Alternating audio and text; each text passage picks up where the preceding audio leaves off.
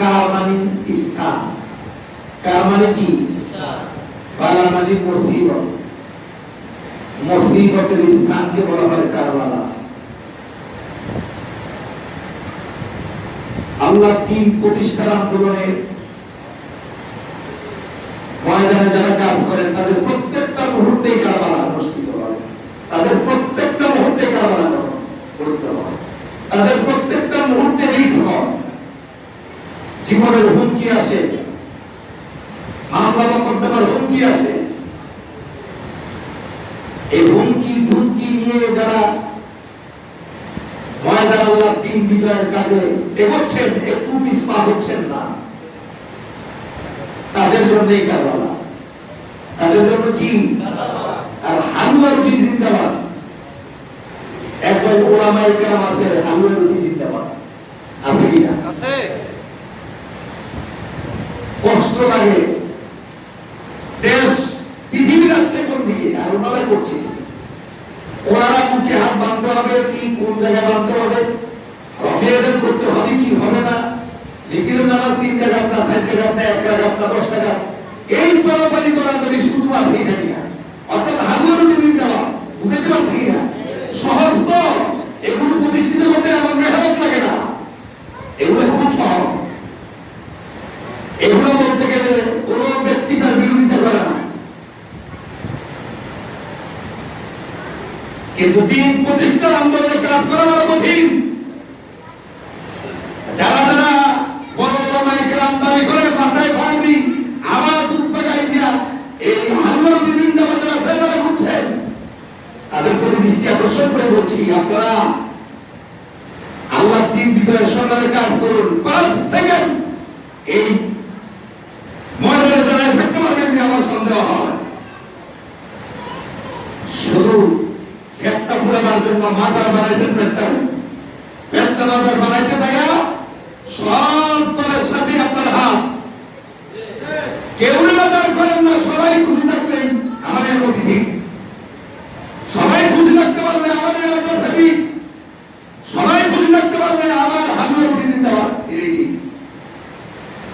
আল্লাহ দ্বীন বিজয় করার সন্ধানে যারা ময়দানে কাজ করেন তারা এগুলো তোয়াক্কা করেন না, ফতুয়াবাজি করেন না।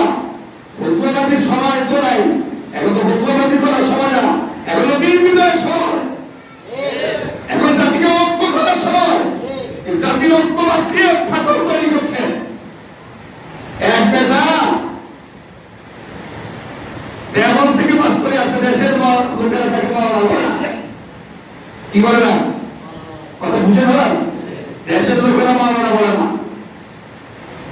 মেয়েরা খুব খারাপ, এত কষ্ট করে দেশীয় মারা বললাম, দেওয়ালের খবর বলে আসলাম, কেউ আমার মারা রাখা না, আজকে মারা কয়ে আসার সুমাবার মন্ত্রী সবাই আগে উঠছে, সবাই আগে মন্ত্রী উঠছে, ইমাম সাহেবকে ধাক্কা দিয়ে বলছে আজকের খবর তুমি বলবে, আজকের খবর আমি বলবো, আজকের খবর আমি বলবো। ইমাম সাহেব বলছে না ধাক্কা দেওয়া লাগে নাই, ধাক্কা দেওয়ার প্রয়োজন ছিল না, তুমি আগে বললি তো আমি তোমাকে ধরতে দিয়ে দিই, নামাজ পড়াইতে দিলেন, এটা কি বলে বলেন না কেন? এই চেয়ার যায় যখন খতবা দেওয়া শুরু করলো, মৌলভী সাহেব কাঁদতে কাঁদতে পায়খানাই করে দিচ্ছে, কি করে দিছে, অত কাঁদতে কাঁদতে মিম্বরে বসে পায়খানা করে দিচ্ছে। জনগণের মৌলভী সাহেবের নাম রাখছে আগ্রা মুন্সি, কি মুন্সি আছে বলে দুঃখ লাগে এই মুহূর্তে বলা ফতুয়াবাজি কেন করছো, সেই মুহূর্তে ভূতা তুই এখন করবা। ইমাম হুসাইন রাদিয়াল্লাহু তাআলা সরাচারণ জালেমদের বিরুদ্ধে লড়াই করে সব পরিবারের শেষ কারাগারে মানে কথা বলছেন না কেন? সেই মুহূর্ত আজকে সারা দুনিয়া ওই মুহূর্তের উপর মতবাজি করে তোমরা আগ্রা বলছি না, হাজার জিন্দাবাদের আশায় এখন শুধু একটা বড় একটা সামানের লাগে আসিয়ার পর একটা দেশে ময়দানে নাচ স্বীকার করছো। আল্লাহ তোমাদের মধ্যে এই যাত্রা আগ্রা মসজিদকে হেদায়েত করুন, সবাই বলুন আমিন। ভাই এই হাতে কেন বাঁধে সুন্নত আলাদা, এগুলো নফল, এগুলো সুন্নাত, এগুলো কি সুন্নাত। আর জাতিকে করে খাই না ফরজ। ওয়াতাসিমু বিহাবলিল্লাহি জামিআন ওয়া লা তাফাররাকু, জাতিকে ঐক্যবদ্ধ করে খেতে ফরজ। এখন সাইকেল এসে ফরজ, দোস্তে কি কথা বলেন ওই বেশি মতো চাকরিতে সব বেশি লেনদই রেখা হয়, মাথার দিয়ে ভাবি লাগিয়েছে সাথে কি কথা বলেন, সাথে কি ফরজ, দোস্তে কি সুন্নাত। আজকে আমাদের দেশে এই সপ্তাহ বেশি একটা মুসলিম অবস্থা কর, দিনের ভক্তি কাজ কর, আকাশ কর, ওই বেলাতে এরকম নামাজ পড়া হইব।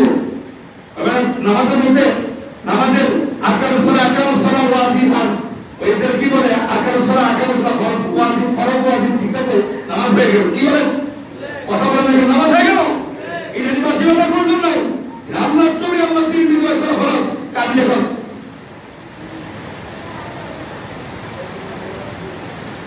মাঝি সাহেবরা তো টাকা পাইলে অনেক গরম, মাঝিকে টাকা পাইলে কি গরম।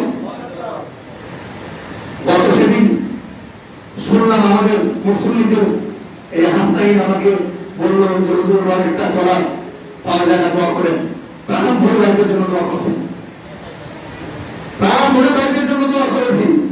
আল্লাহ পাক চান মানে নিরাপত্তা ব্যবস্থা কার হাতে? আমার দেবর কার হাতে? আল্লাহ পয়সা আমাদের থেকে বুঝেছেন, আলহামদুলিল্লাহ। আল্লাহ হায়াত দারাজ করুন, জীবনের মধ্যে আল্লাহ করবে, আল্লাহ দিন দেওয়া না কিরান দেওয়া। আমি হাজুর কি গেছে খাওয়া আসে, কিন্তু আমি দোয়া করি না, আমি আল্লাহর জন্য করি। আপনার কেউ আমাকে পয়সা দিবেন? পয়সা দিয়ে ইমানদারদের বিক্রি না, আমরা ভেতর বিক্রি না, কথা বুঝেন নাই? ওই কিছু লোকদের কিছু জেলমানদের টাকা পয়সা হয়েছে, এতরা যায় যায় আগ্রাম ছিঁড়ে যায়, হে এই যে বহস লাগবে টাকা দাও, নিজের পয়সা দেবো এই সময় বহসের সময়, এই সময় হল তুমি ঐক্য রাখা, ঐক্যবদ্ধ রাখাই কি কিন্তু কি বলেন? এই সময় মুনাফিক কাফের ইহুদি নাসারা খ্রিস্টান আন্তর্জাতিক ষড়যন্ত্র মুসলমানদের উপর চলছে।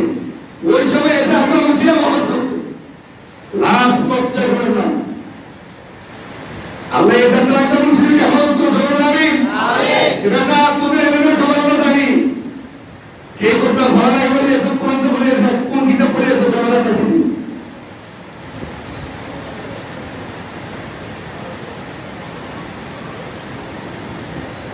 আবার ভাগে ভাগে কথা বলে না তো মামার বিষয়।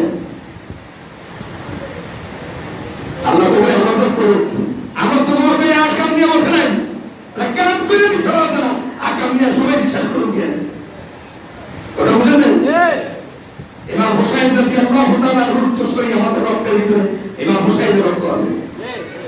মুনাফিকের রক্তের মধ্যে ইমাম হুসাইনের রক্ত নাই। তোরা মুনাফিক, তোরা জাতিকে ঐক্যবদ্ধ করা দিয়ে তোরা বসে আছো, ইমাম হুসাইনের রক্ত করে মাঝে নাই, এই স্পষ্ট করে বলতে পারি। আমাদের রক্তের মধ্যে ইমাম হুসাইনের রক্ত আছে। আমরা জীবনে ইমাম হুসাইন শৈলাসারের কাছে আসার কথা পাই। ইয়াজিদ ছিল শৈলাসার, আবার কেন ইয়াজিদের একাধারে কথা বলছে, ইয়াজিদি কোরআন শরীফে হবে, ইয়াজিদি প্রশংসা করে রাজপথ চলো, কোন মুখে ইয়াজিদের প্রশংসা করো? রাসূল আল্লাহ তাআলা ব্যক্তিকে শ্রেষ্ঠ দিয়েছে, না সব ব্যাপারে শ্রেষ্ঠ হচ্ছে, ওদের ব্যাপারে তুমি প্রশংসা করছো। ইবনুল খুলেন কিছু মুনাফিক দেখবেন এই ইমাম এই কি বলে ইয়াজিদের প্রশংসা করে।